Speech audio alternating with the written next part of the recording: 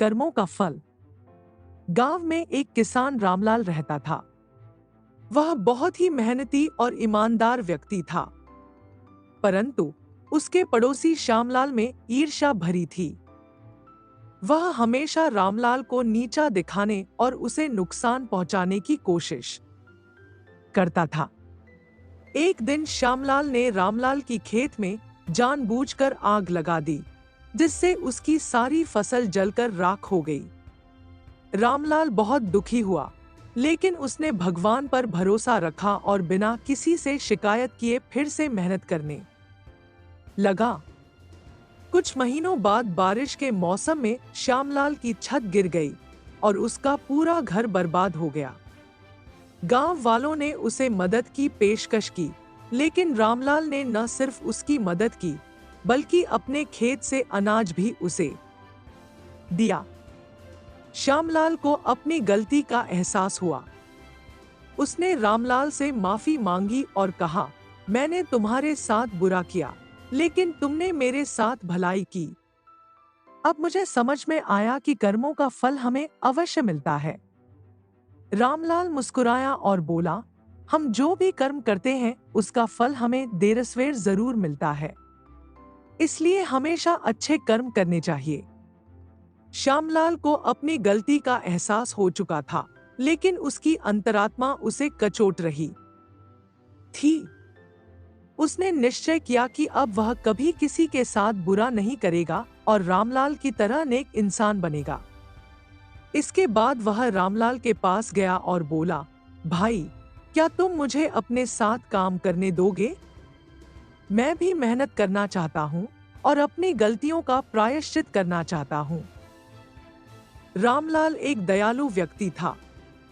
उसने बिना किसी द्वेष के श्यामलाल को अपना साथी बना लिया। दोनों मिलकर खेत में मेहनत करने लगे।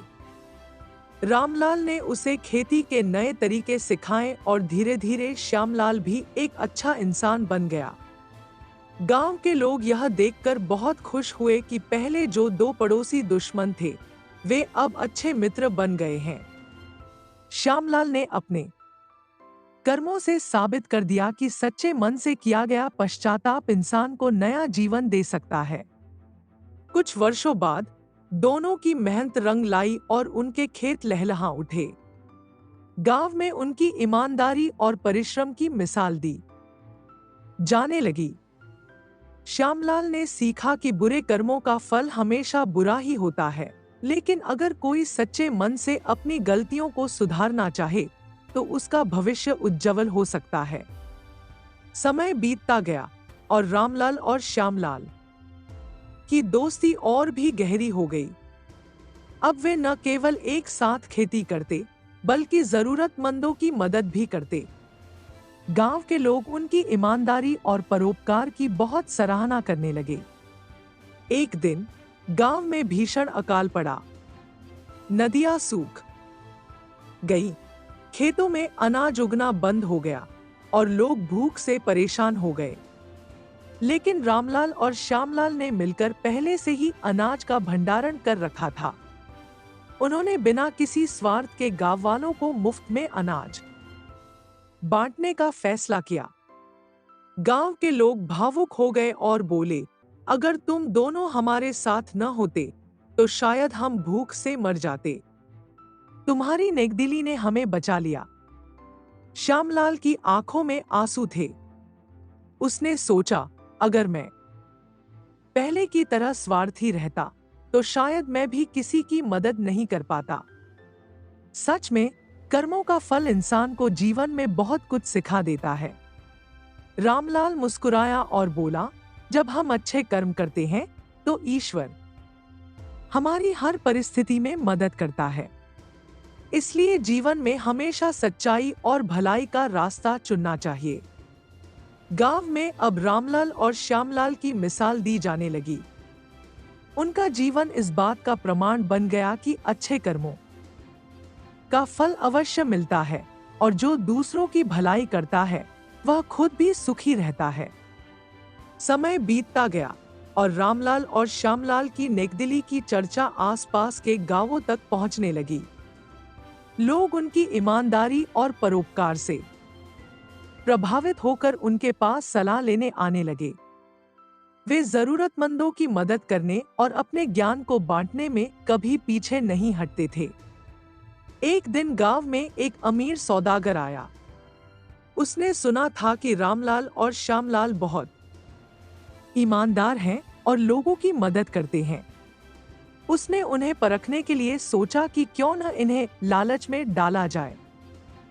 वह उनके पास गया और कहा, मैं तुम्हारी जमीन खरीदना चाहता हूं।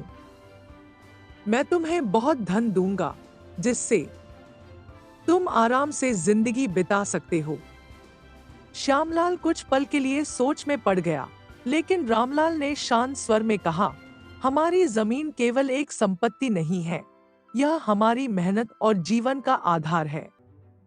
हम इसे धन के बदले नहीं बेच सकते, क्योंकि हमारा असली सुख इस मिट्टी में है।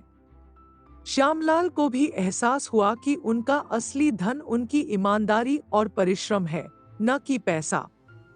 उसने भी हामी भरी और कहा, हम धन से नहीं बल्कि अपने अच्छे कर्मों से अमीर बनना चाहते हैं। सौदागर उनकी सच्चाई और संतोषी स्वभाव देखकर बहुत प्रभावित हुआ। उसने कहा, मैंने सोचा था कि हर इंसान धन के आगे झुक जाता है, लेकिन तुम दोनों ने यह साबित कर दिया कि ईमानदारी और सच्चाई सबसे बड़ी दौलत होती है। मैं तुम्हारा सम्मान करता हूँ। उसने जाते जाते उन्हें ढेर सारा अनाज और कुछ औजार उपहार स्वरूप दिए, जिससे वे अपनी खेती को और बेहतर बना सकें। रामलाल और श्यामलाल ने फिर मेहनत से काम किया और उनकी फसल पहले से भी ज्यादा अच्छी हुई। उन्होंने जरूरतमंदों की और भी मदद की और गांव में शिक्षा फैलाने का भी काम शुरू किया।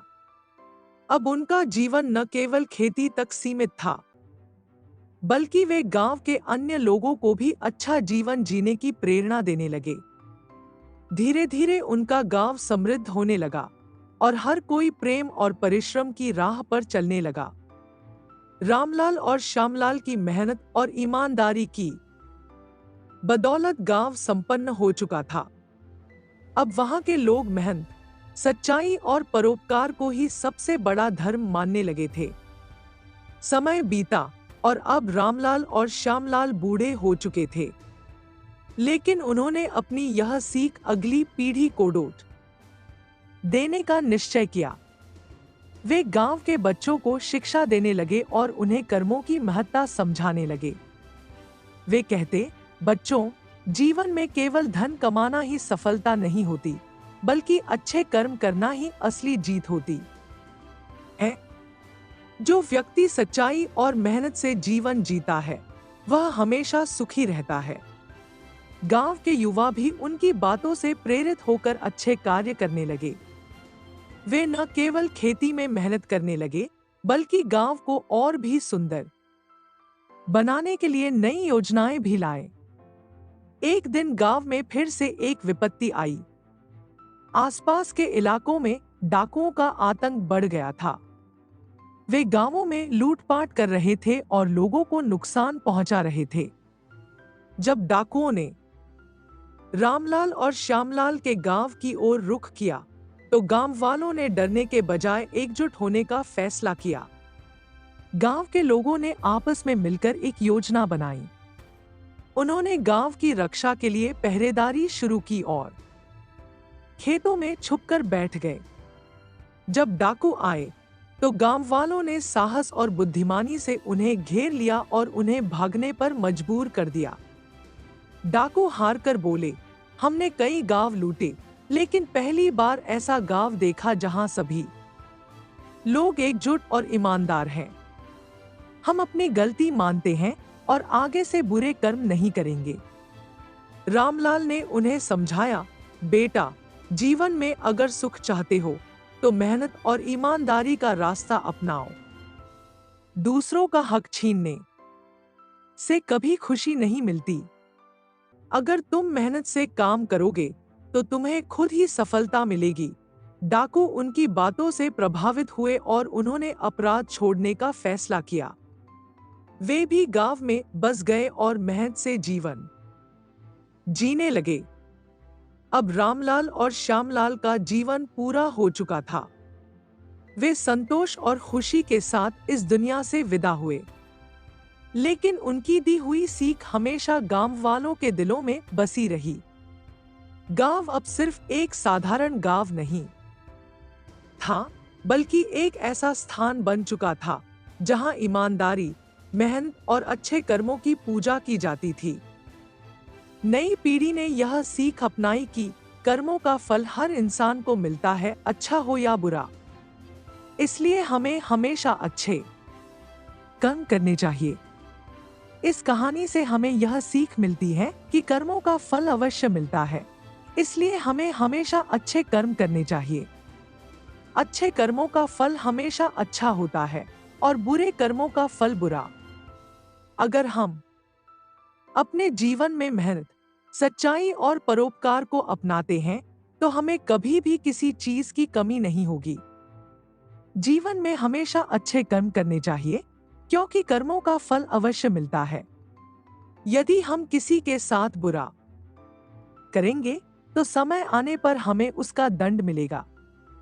लेकिन अगर हम दूसरों की भलाई करेंगे तो हमारी जिंदगी खुशियों से भर जाएगी। असली संपत्ति पैसा नहीं, बल्कि हमारे कर्म होते हैं। जो व्यक्ति सच्चाई, ईमानदारी और मेहनत के मार्ग पर चलता है, उसे जीवन में कभी किसी चीज की कमी नहीं होती। इस कहानी का संदेश यह है कि अच्छे कर्मों का फल हमेशा अच्छा होता है और बुरे कर्मों का फल बुरा। इसलिए हमें हमेशा नेक और सच्चाई के रास्ते पर चलना चाहिए।